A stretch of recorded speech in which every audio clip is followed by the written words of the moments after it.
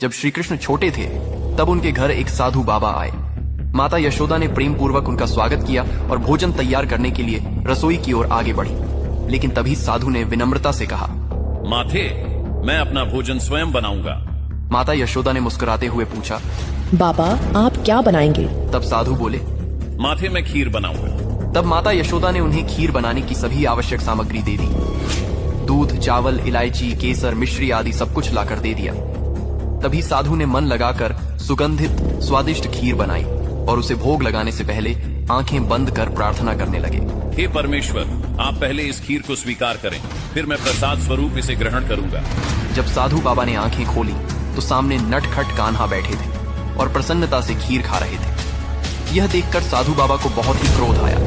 उन्होंने माता यशोदा को बुलाया और शिकायत की, देखिए, आपके बेटे ने मेरी खीर खा ली। माता यशोदा ने बाबा से क्षमा मांगी और उन्हें फिर से खीर बनाने का आग्रह किया। साधु मान गए और दूसरी बार खीर बनाकर फिर उसी भक्ति भाव से भगवान से प्रार्थना करने लगे। लेकिन जैसे ही उन्होंने आंखें खोली, कान्हा फिर से खीर खा रहे थे। यह क्रम कई बार दोहराया गया। हर बार कान्हा खीर खा लेते और साधु क्रोधित हो जाते।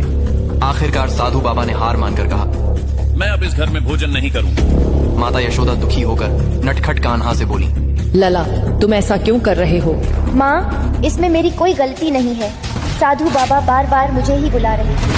हे प्रभु, पहले आप खीर ग्रहण कीजिए तो मैं आ जाता। अब तुम ही बताओ माता, छोटे बच्चे भगवान का ही रूप होते हैं ना? यह सुनकर साधु का हृदय परिवर्तित हो गया। उन्हें सच्चा बोध हुआ कि वास्तव में यह बालक कोई साधारण बालक नहीं, स्वयं भगवान है।